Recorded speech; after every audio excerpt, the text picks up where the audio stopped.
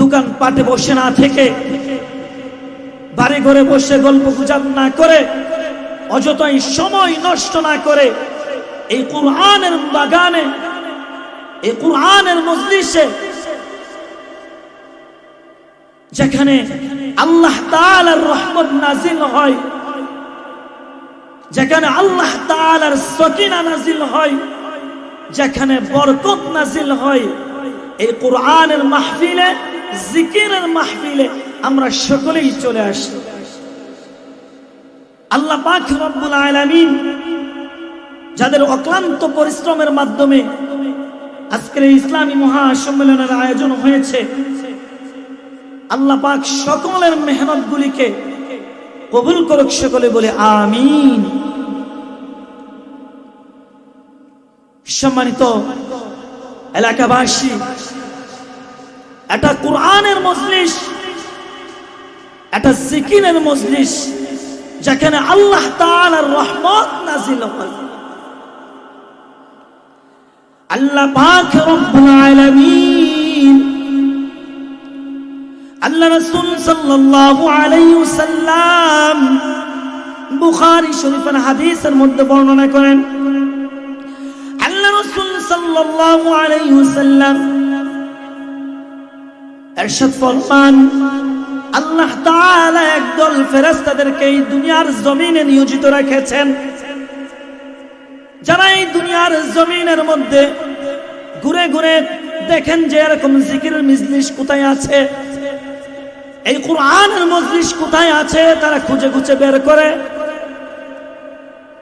তারা যখন দুনিয়াতে এরকম মজলিস খুঁজতে থাকে, ওই দলের মধ্যে থেকে একজন বলতে থাকে, ও ফেরেশতার দলেরা, তোমরা যেই জিনিস খুঁজতেছ ওই কাঙ্ক্ষিত জিনিস তো এখানে উপস্থিত। সমস্ত ফেরেশতার দলেরা এসে এই কুরআনের মজলিসকে, জিকিরের মজলিসের চতুর্দিকে বেষ্টন করে, তাদের রহমতের পাখার মাধ্যমে এরকম ভাবে বেষ্টন করে আসমান পর্যন্ত বেষ্টন করেন। সুবহানাল্লাহ। আল্লাহ তাআলা ফেরেশতাদেরকে জিজ্ঞাসা করে, মা ইয়াকুলু আবদি, ও ফেরেশতার দলেরা, তারা কি চাই, আমার বান্দারা এখানে কি করে, আমার বান্দারা এখানে কি করে আল্লাহ তাআলা কিন্তু জানে, আল্লাহ তাআলা জানে। তারপরও ফেরেশতাদেরকে জিজ্ঞাসা করে যে এখানে আমার বান্দারা কি করে। ফেরেশতারা আল্লাহ তাআলার কাছে জবাব দেয়, আল্লাহ তাআলাকে বলে, আল্লাহ, আপনার বান্দারা এখানে আপনার গুণগান, আপনার প্রশংসা, আপনার জিকির করে। সুবহানাল্লাহ। ফেরেশতাদেরকে আল্লাহ তাআলা জিজ্ঞাসা করে, লম্বা হাদিস সংক্ষেপে বলছি, যে তারা কি আমাকে দেখেছে? না, যদি আপনাকে দেখতো তাহলে তো তারা সারা দিন আপনার জিকিরে বসে থাকতো, সারা রাত আপনার ইবাদতে মশগুল থাকতো। সুবহানাল্লাহ। বলে যে তারা কি চায় এখানে বসে, তারা আমার কাছে কি চায়? ফেরেশতাদেরকে আল্লাহ পাক রব্বুল আলামিন যখন জিজ্ঞাসা করেন যে তারা আমার কাছে কি চায়, ফেরেশতারা বলে, আল্লাহ, আপনার বান্দারা আপনার কাছে জান্নাত চাই। সুবহানাল্লাহ। তারা আমার তৈরি জান্নাত দেখেছে? না।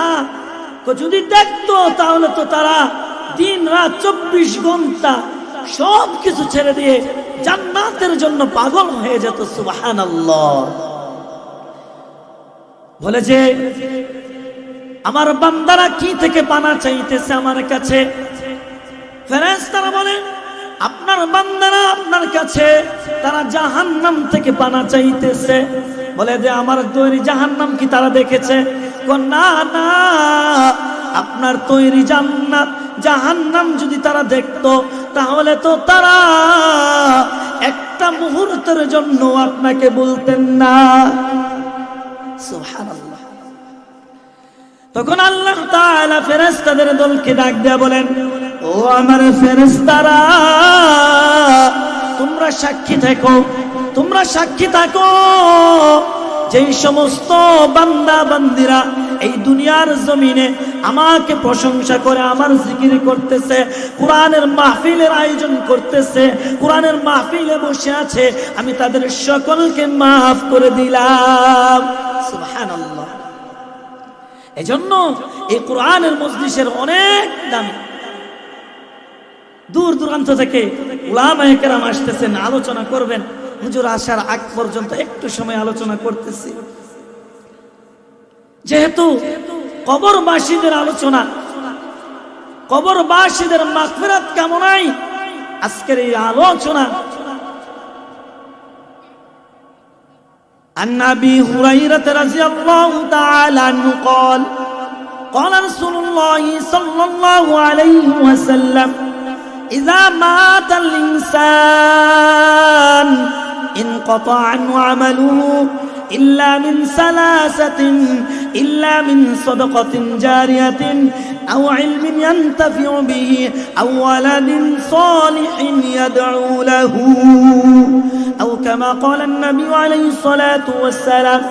আমি যে হাদিসের তেলাওয়াত করেছি, আল্লাহ রাসূল সাল্লাল্লাহু আলাইহি ওয়াসাল্লাম এই হাদিসের মধ্যে বলেন, ইযা মাতাল ইনসান, মানুষ যখন মারা যায়, ইনকাতা আনহু আমালুহু, তার আমলের দরজা বন্ধ হয়ে যায়, সে চাইলেও আর নেক আমল করা সম্ভব না।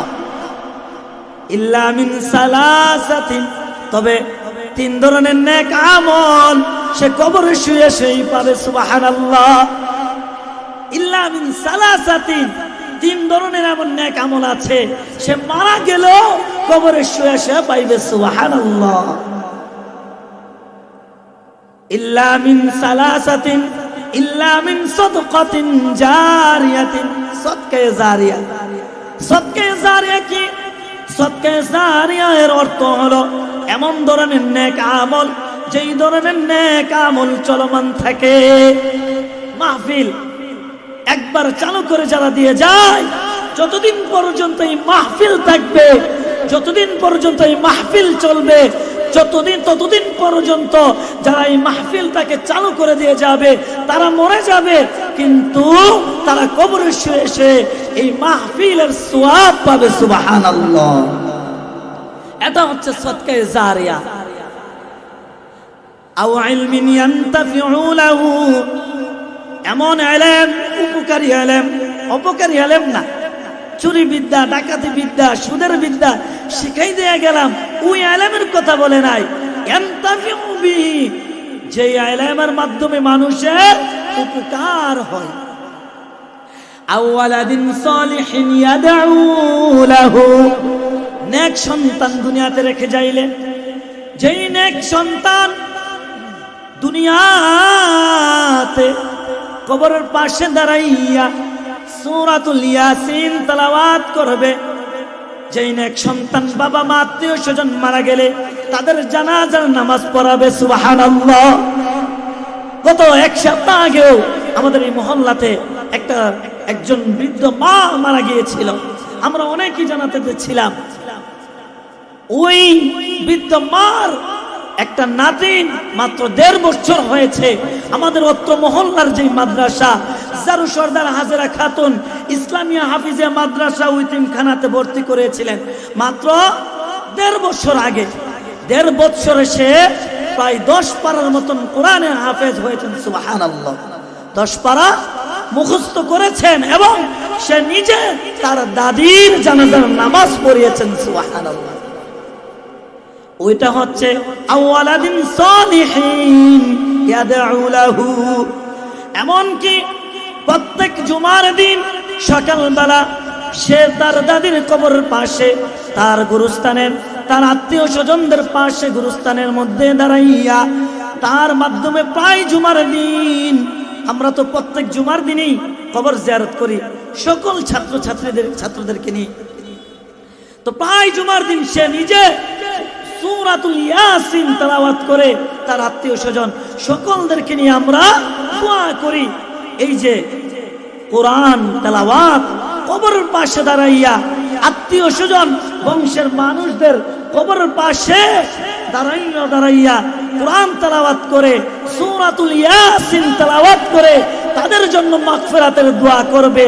এই দোয়া আল্লাহ রাসূল সাল্লাল্লাহু আলাইহি ওয়াসাল্লাম মিশকাত শরীফের 1631 নং হাদিস, এটা এই হাদিসের মধ্যে বলেন যেই দোয়া তার সন্তান তার বংশের মানুষরা করে, ওই দোয়া আল্লাহ তাআলা তার কবরের মধ্যে পৌঁছায়া দেয়। সুবহানাল্লাহ। এজন্য কবরবাসীদেরকে নিয়ে, এই কবরবাসী তারা কিন্তু এক সময় দুনিয়াতে ছিল। কথা বলেন, এক সময় দুনিয়াতে ছিল না? আরে কথা বলেন, এক সময় দুনিয়াতে ছিল নি?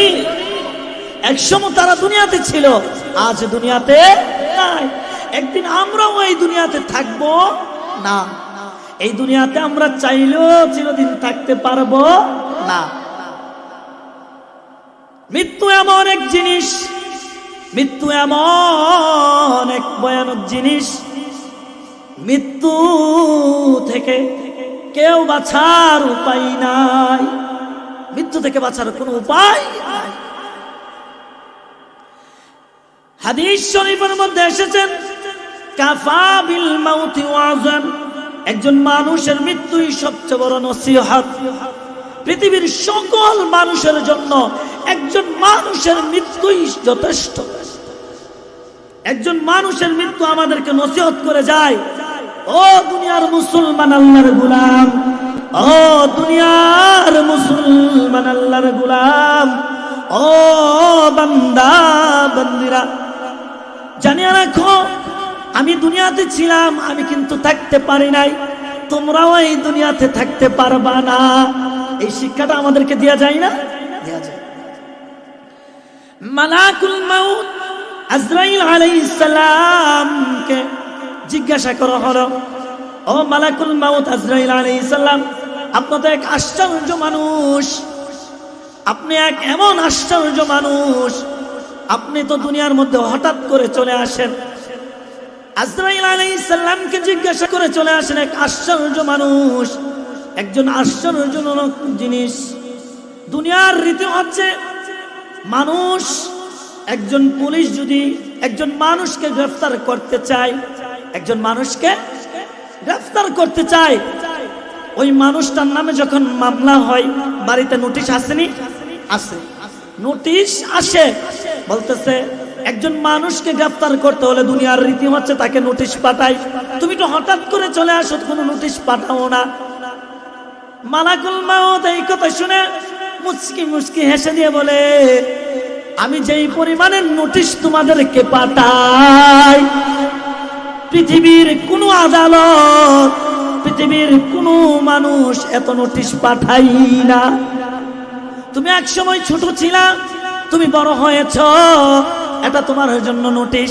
তোমার মুখে দাড়ি ছিল না, দাড়ি উঠেছে, এটা নোটিশ। কালো দাড়ি সাদা হয়েছে, এটা তোমার জন্য নোটিশ। তুমি বিবাহ করো নাই, তুমি বিবাহ করেছ। তোমার সন্তান হয়েছে, এই সন্তান তোমার জন্য একটা নোটিশ।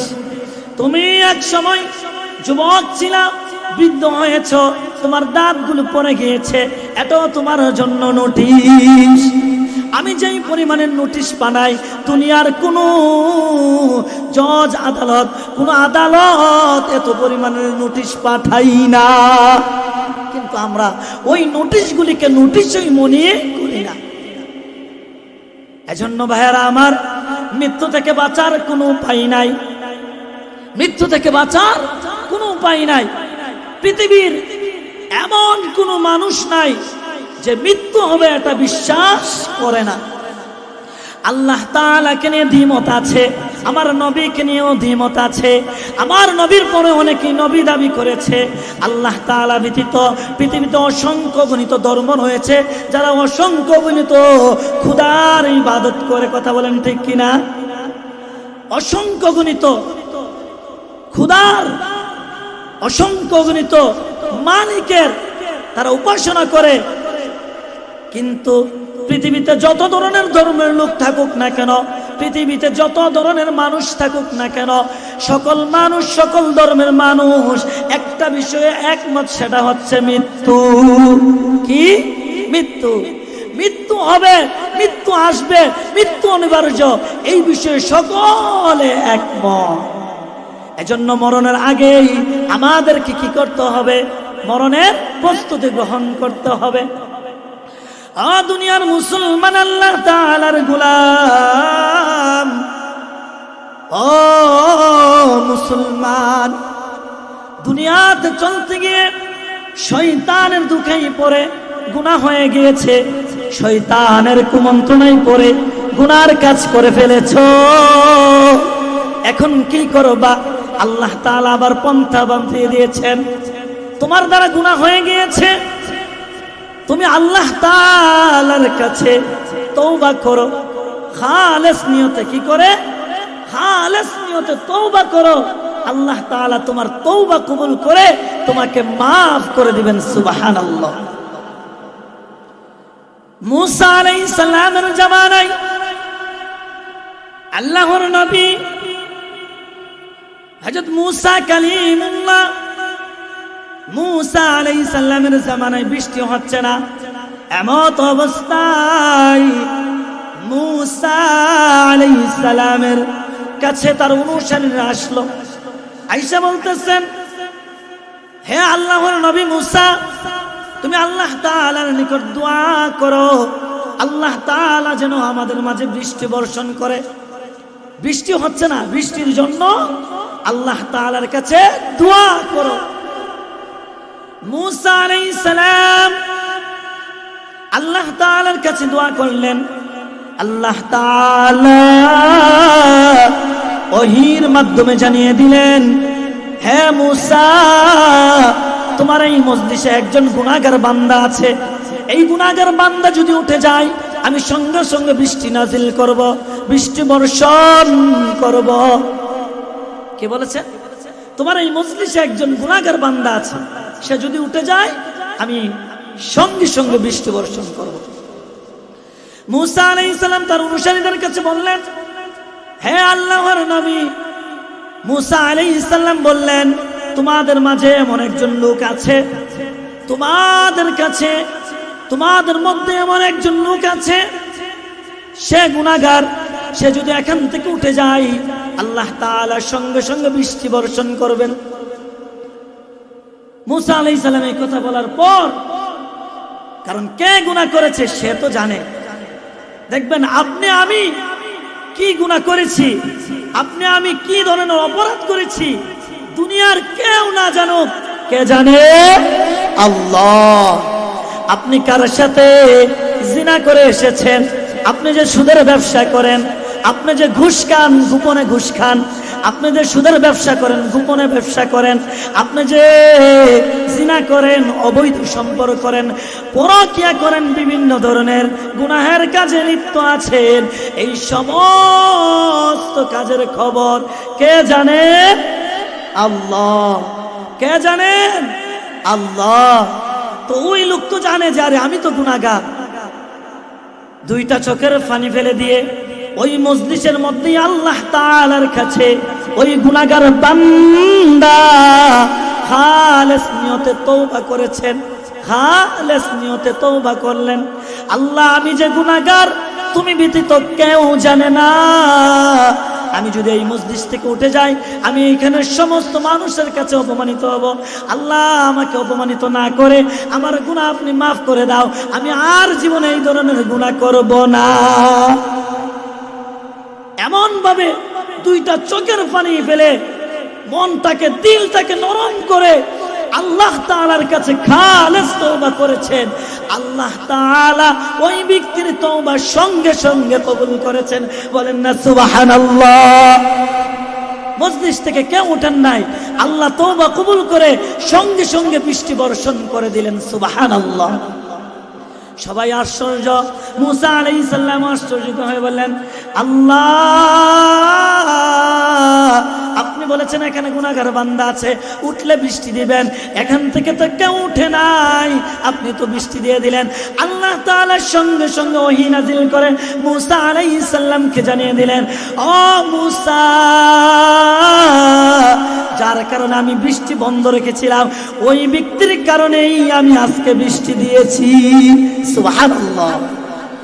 ওই ব্যক্তির তওবা কবুল করে তার গুনাহ মাফ করে দিয়ে আল্লাহ তাআলা সঙ্গে সঙ্গে বৃষ্টি দিয়েছেন।